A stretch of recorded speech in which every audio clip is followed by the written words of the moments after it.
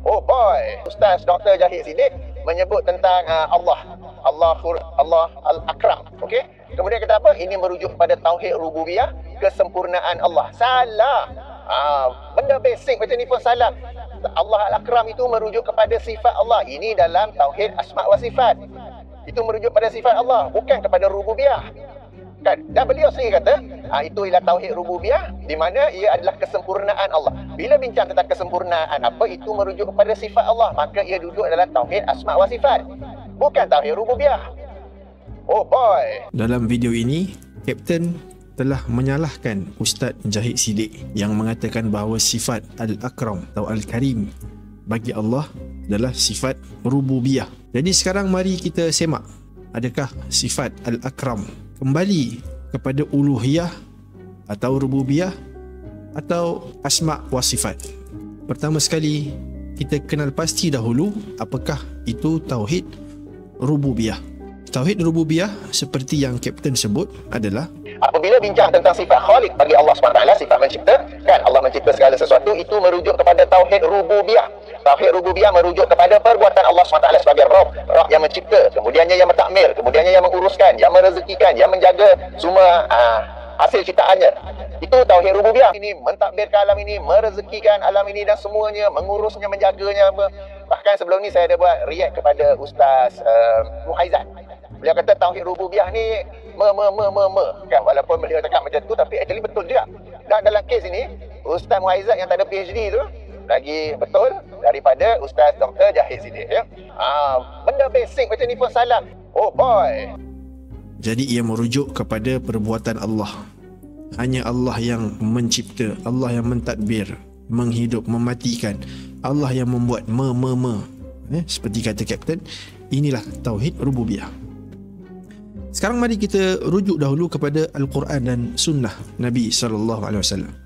Adakah Al-Akram, adakah Al-Karim merujuk kepada uluhiyah atau rububiyah? Kita lihat penggunaan Al-Quran dan hadis Nabi SAW. Pertama sekali, ini adalah surah Al-Alaq. Kita baca ayat surah Al-Alaq ini. Kata Allah Subhanahu wa taala, "Iqra bismi rabbikal ladzi khalaq." Bacalah dengan nama Tuhanmu yang mencipta. Jadi mencipta ni rububiyah, dan Allah guna perkataan Rabb, merujuk khaliqiyah ini merujukkan sifat penciptaan ini kepada Rabb rububiyah. Allah sebut lagi khalaqal insana min alaq, penciptaan. Ini juga kembali kepada Rabb rububiyah. Dan ayat ketiga Allah sebut Iqra wa rabbukal akram. Allah sebut perkataan Rabb, Allah kaitkan dengan namanya, sifatnya Al-Akram. Benda basic macam ni pun salah. Allah Al-Akram itu merujuk kepada sifat Allah. Ini dalam tauhid asma' wa sifat. Itu merujuk pada sifat Allah, bukan kepada rububiyah. Jadi lafaz Al-Quran mengaitkan Akram ini dengan Rabb, dengan rububiyah. Kita lihat apa kata Syekhul Islam Ibn Taymiyah. Iqra wa rabbukal akram. Ibn Taymiyah mengatakan Allah menamakan dan menyifatkan dirinya sebagai karam, dengan karam, dirinya sebagai Al-Akram. Jadi Karim dan Akram ini nama dan sifat Allah Subhanahu wa taala. Selepas Allah memberitahu bahawa dia mencipta. Ini mencipta rububiyah. Kemudian Allah bagi tahu dia karam, dia karim, dia akram. Untuk apa? Supaya Allah memberitahu kepada manusia annahu yun'imu, bahawa dia memberi nikmat, memberi nikmat. Jadi ini merujuk kepada perbuatan Allah, memberi. Tauhid rububiyah merujuk kepada perbuatan Allah SWT sebagai Rabb yang mencipta, kemudiannya yang mentakmir, kemudiannya yang menguruskan, yang merezeki. Oh boy. Jadi Akram adalah rububiyah. Kemudian Syekhul Islam Ibn Taymiyah mengaitkan lagi tafsiran ayat ini dengan khalaqa, penciptaan. Ibn Taymiyah membawa ayat alladhi khalaqa fasawwa, rabbuna alladhi a'ta kulla syai'in khalqahu alladhi khalaqani fahuwa yahdin.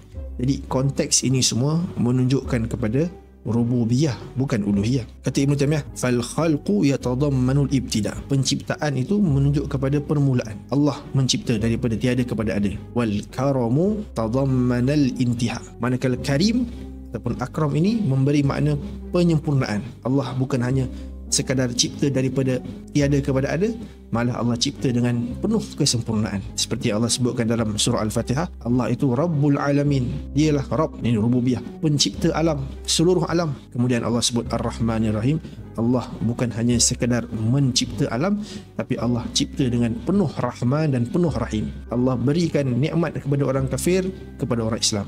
Allah berikan kebaikan, kesempurnaan kepada penciptaannya.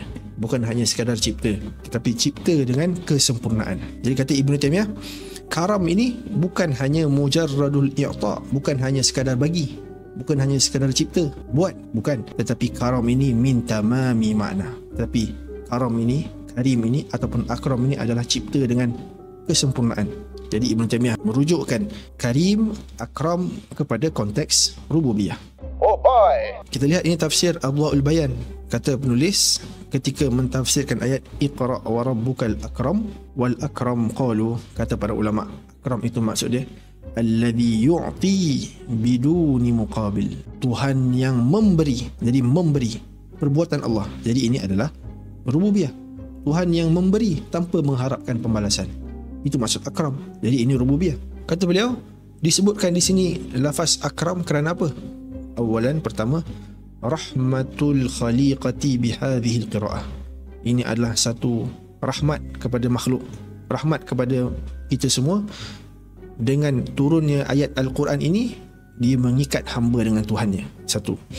Yang kedua, akram itu maksud dia apa? Ni'matul khalqi wal ijad. Nikmat penciptaan dan pengadaan. Allah menciptakan kita daripada tak ada kepada ada.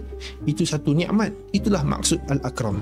Tauhid rububiyah merujuk kepada perbuatan Allah SWT sebagai Rabb, Rabb yang mencipta, kemudiannya yang mentakmir, kemudiannya yang menguruskan, yang merezeki. Jadi ini rububiyah. Merujuk kepada ta'rif ini, akram adalah rububiyah. Jadi Dr. Jahid Siddiq betul. Fahuma ni'matani mutakamilatani. Maka yang tersebut itu adalah dua nikmat yang saling lengkap melengkapi. Apa dia?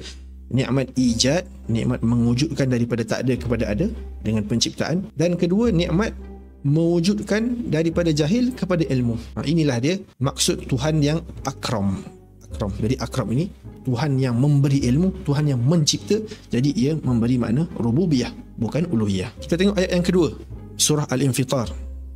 Kata Allah Subhanahu wa taala, ya ayyuhal insanu ma gharraka bi rabbikal karim. Allah sebutkan namanya Al-Karim dan Allah kaitkan dengan ilah, bukan dengan Rabb.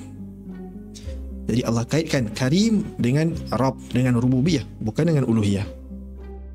Seterusnya kita tengok ayat ini. Kata Allah Subhanahu wa taala, wa man kafara fa inna rabbi ghaniyun karim. Allah sebut nama Allah Subhanahu wa taala, sifatnya Karim, dan Allah kaitkan dengan Rabbi, rububiyah. Bukannya ayat ni tak sebut wa man kafara fa inna ilahi ghaniyun karim, bukan. Ayat ni sebut fa inna rabbi ghaniyun karim, kerana ghani dan karim ini berkaitan dengan rububiyah Allah Subhanahu wa taala, bukan uluhiyah. Kata Imam At-Tabari, wa man kafara fa inna rabbi ghaniyun karim. Kata Imam At-Tabari, karimun, apakah maksud karim? Wa min karamihi ifdaluhu ala man yakfuru. Antara kemuliaan Allah ini, Allah memberi nikmat kepada orang yang kufur kepada Allah. Tauhid rububiyah merujuk kepada perbuatan Allah SWT sebagai Rabb, Rabb yang mencipta, kemudiannya yang mentakmir, kemudiannya yang menguruskan, yang merezeki. Itu maksud Ar-Rahman Ar-Rahim tadi. Allah cipta alam dan Allah berikan, sempurnakan penciptaannya. Allah berikan hatta kepada orang yang kafir kepada nikmat Allah Subhanahu wa taala, wa yaj'aluha wuslatan yatawassalu biha ila ma'asi. Jadi orang kafir pun Allah beri nikmat. Itu tanda karim Allah. Ifdal, Allah memberi merujuk kepada rububiyah, bukan uluhiyah. Seterusnya ayat ini menyebutkan fa ammal insanu idza mabtalahu rabbuhu fa akramahu wa na'amahu fa yaqulu rabbi akraman. Jadi apabila Rabb, rububiyah, manusia itu apabila Rabbnya mengujinya, apabila Rabbnya memberi nikmat, apabila Rabbnya memuliakannya, apabila Rabbnya memberi nikmatnya. Jadi ini semua rububiyah. Rabbi akramani, Tuhan aku telah memuliakan aku. Lafaz Quran menggunakan lafaz Rabb, rububiyah, bukan ilah. Jadi apabila Dr. Jahid mengaitkan sifat akram dengan rububiyah, itu tepat dengan penggunaan Al-Quranul Karim. Kemudian kita lihat ayat ini, la ilaha illa huwa rabbul arshil karim. Ini ada perkataan karim, dan setengah qiraat membacanya dengan la ilaha illa huwa rabbul arshil karimu, dengan baris depan sifat kepada Rabb. Jadi qiraat itu juga merujukkan karim kepada Rabb, kepada rububiyah Allah Subhanahu wa taala. Dengan lafaz Al-Quran sendiri, Karim ini merujuk kepada Rabb, rububiyah. Jadi jelas Allah sendiri, Al-Quran sendiri mengaitkan sifat Karim, Akram dengan rububiyahnya Allah Subhanahu wa taala, bukan uluhiyah. Adakah Ustaz Kapten ni tak baca Quran? Adakah Quran jauh dari hati beliau? Bulan puasa ni Kapten tak baca Quran ke? Ke memang tak pandai baca? Sekarang kita lihat pula kepada hadis Nabi sallallahu alaihi wasallam. Nabi sallallahu alaihi wasallam bersabda, "Inna rabbakum hayyun karim." Tuhan kamu itu sangat malu. Maksud dia, bila kita minta doa kepada Allah, permohonan kepada Allah, Allah pasti akan balas, pasti akan berikan, pasti akan makbulkan doa. Karimun, Allah itu mulia. Nabi guna lafaz apa? Nabi guna lafaz Quran juga. Rabbakum, Rabb, rububiyah dikaitkan dengan Karim, sifat Karim Allah Subhanahu wa taala. Apakah maksud Karim? Seperti yang disebutkan oleh Al-Mubarakfuri dalam kitab beliau ini, Karim alladhi yu'ti min ghairi su'al, adalah yang memberi. Dalam konteks ini Allah yang memberi, memberi, itu rububiyah. Bahkan sebelum ni saya ada buat react kepada Ustaz Muhaizat. Beliau kata tauhid rububiyah ni kan, walaupun beliau cakap macam tu, tapi actually betul juga. Tauhid rububiyah merujuk kepada perbuatan Allah SWT sebagai Rabb yang mencipta, kemudiannya yang mentakmir, kemudiannya yang menguruskan, yang merezeki. Bukan uluhiyah. Wa qila al-karimu huwal jawadul mu'ti alladhi la yanfadu ata'uhu. Tuhan yang memberi, sentiasa memberi, dan pemberiannya tidak akan berhenti, tidak akan terputus. Itulah Allah Subhanahu wa taala. Jadi lafaz hadis juga, Nabi sendiri pun kata Karim itu adalah rububiyah. Nabi merujukkan sifat Karim itu kepada Rabb, rububiyah. Bagaimana ni Kapten? Beginikah seorang pencinta sunnah, klaim pencinta sunnah, tapi bercanggah dengan sabda Nabi sendiri, kemudian salahkan orang lain dengan penuh yakin dan confident, tanpa sedar sebenarnya hanya menayangkan aib diri sendiri. Bukan saya yang bongkarkan aib, dia yang mengaibkan dirinya sendiri di khalayak ramai. Maka tuan-tuan dan puan-puan, sesuatu yang kesalahan yang dilakukan di khalayak ramai, sebab ceramahnya, YouTube-nya ada view yang banyak, pembetulan juga dilakukan secara khalayak ramai, bukan lagi secara personal. Kapten dekat rumah baca tak kitab sunnah? Ke dekat rumah Kapten baca kitab Syiah? Dengar kata dekat rumah Kapten banyak kitab Syiah. Satu masa dulu, lama dulu, Alhamdulillah, Malaysia Airlines ada terbang ke Beirut kan, salah satu destinasi. Dan apabila saya pergi ke sana, saya beli kitab-kitab Arab. Antara yang saya beli ialah kitab-kitab Syiah. Okey, di rumah saya Alhamdulillah ada banyak koleksi kitab-kitab Syiah. Kapten juga menafikan sifat Karim atau Akram itu sebagai tauhid rububiyah, kerana menurut beliau ia bukan rububiyah tetapi asma wa sifat. Allah Al-Akram itu merujuk kepada sifat Allah. Ini dalam tauhid asma wa sifat. Itu merujuk pada sifat Allah, bukan kepada rububiyah. Walhal pembahagian yang tiga itu, rububiyah, uluhiyah, asma wa sifat, itu bukanlah pembahagian yang bersifat akli, yang mesti salah satu dan tak boleh berhimpun. Kalau satu sifat itu kembali kepada uluhiyah, tidak bermakna ia bukan asma wa sifat. Kalau satu nama atau sifat itu kembali kepada asma dan sifat, ia tidak bermakna ia bukan tauhid rububiyah atau bukan tauhid rububiyah. Malah boleh saja berlaku di mana berhimpun pada satu sifat dan nama itu merujuk kepada uluhiyah, rububiyah dan asma wa sifat sekaligus. Ketiga-tiga sekali, kerana ketiga-tiga ini saling berkait dengan talazum yang kuat. Boleh saja satu nama itu merujuk kepada uluhiyah dan asma wa sifat sekaligus bersama-sama. Boleh sahaja satu nama itu merujuk kepada rububiyah dan asma wa sifat. Boleh saja. Kita lihat perkata Imam Al-Qurtubi dalam Al-Asna. Kata beliau, wallahu jalla wa azza lam yazal kariman wa la yazal. Allah itu sentiasalah dia bersifat karim. Jadi ini menunjukkan karim itu asma wa sifat. Wa wasfuhu bi annahu karimun huwa bi ma'na nafi naqais. Jadi mengatakan Allah itu karim, bersifat mulia, dia adalah satu sifat salbiyah, menafikan benda yang kurang, yang tak layak bagi Allah. Allah itu maha mulia, maknanya Allah itu tidak kedekut, Allah itu tidak kurang, tidak cela, tidak miskin. Jadi wa ala hadzal wasfi, atas hal ini, Allah bersifat dengan sifat karim sentiasa sejak sedia kala, itu merujuk kepada asma'idzat, itu merujuk kepada asma' wa sifat. Karim itu sebagai satu nama dan sifat Allah Subhanahu wa taala kerana ia kembali merujuk kepada kemuliaan sifat itu pada zat dan sifat Allah Subhanahu wa taala. Kita bercakap pasal sifat yang berdiri pada zat Allah Subhanahu wa taala.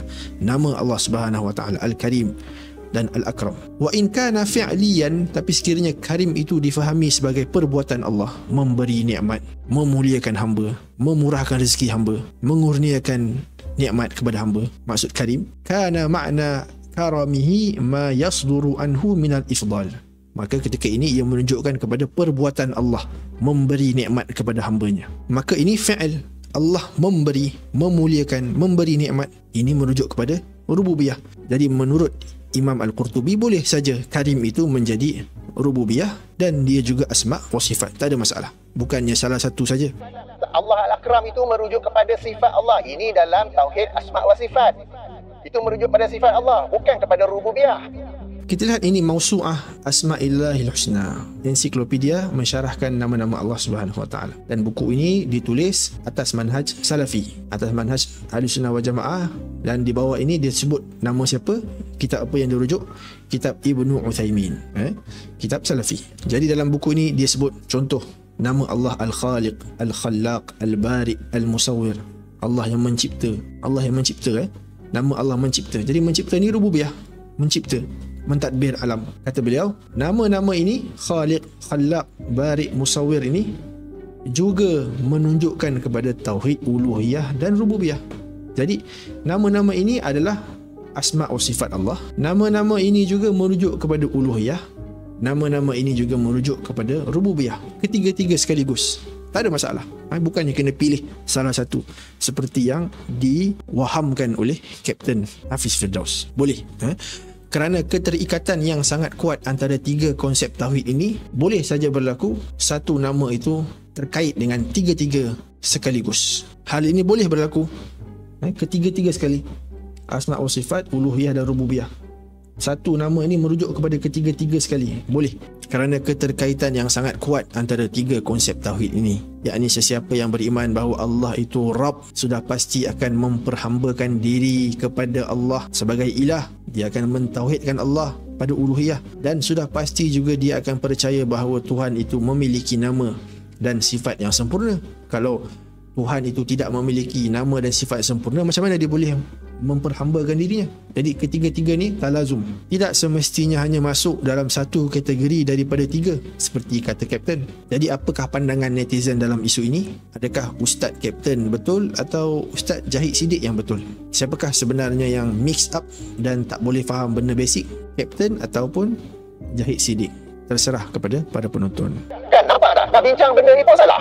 Benda yang sangat basic. Okey, antara rububiyah dengan uluhiyah pun boleh mix up. Okey, boleh mix up ya. Jadi, oh boy.